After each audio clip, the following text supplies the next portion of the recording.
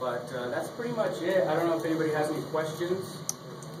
About how many times do you reuse yeast?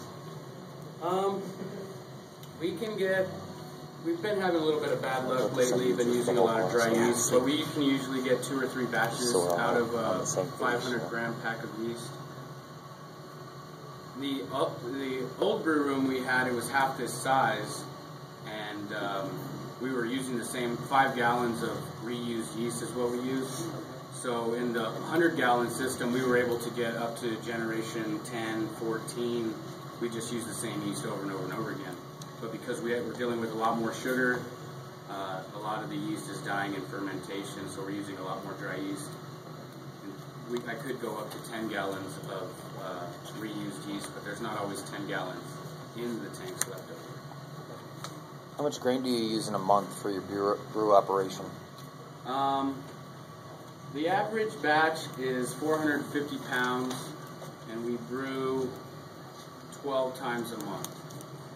But the batches vary from anywhere from 300 to 700 pounds, so it depends what we're making, really, but that'll give you kind of an idea of how much we use per month.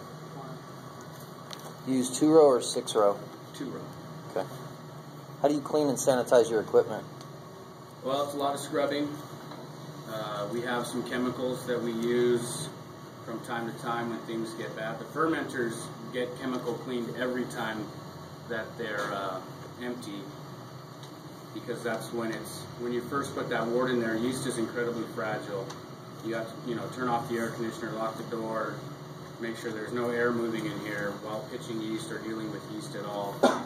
And we use a chlorine-based sanitizer called Oxine to sanitize, and it does the job really well.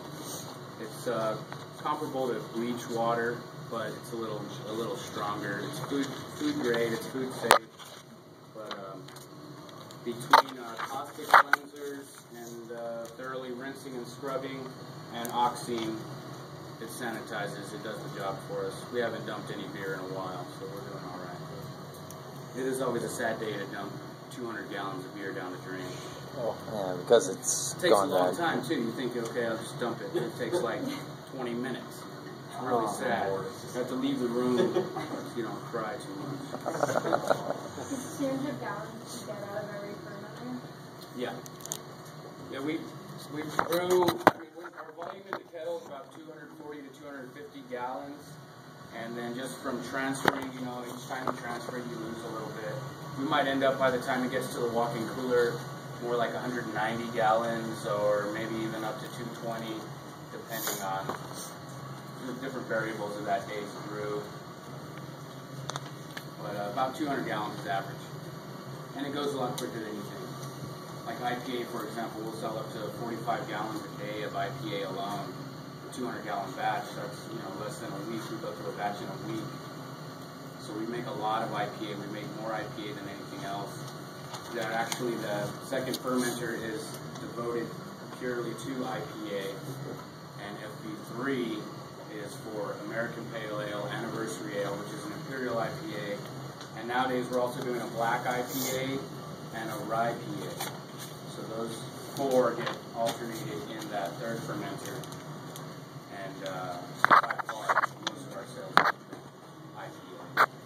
Do you have any? Have a slightly addictive quality. I see people show up and they start drinking the maltier beers, Oktoberfest, and slowly move towards the pale ales, and then that's all they want to drink is IPAs. IPAs are taking over the microbrewing industry.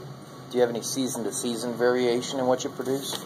Yeah, what we try to do, like for example, Halloween, we brew our holiday ale, which is a spiced amber ale, medium-bodied beer, but it gets spiced with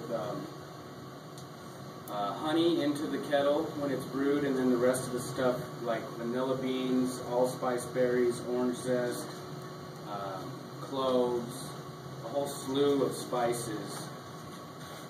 We make a tea out of it and dump that in the fermenter about halfway through fermentation, and it tastes, most people say it tastes like pumpkin pie. There's no pumpkin in it, but it has just about everything else that goes into pumpkin pie in it. But it's a very Christmassy taste. Holiday ale, that one's coming up. Hefeweizen we try to just do during the summer months, but it's been getting more and more popular due to other microbreweries making a lot of Hefeweizens. It's a nice, light, easy to drink beer. So we've been doing that about, I think we just brewed our last batch of Hefeweizen for the year. We won't do it again until the spring.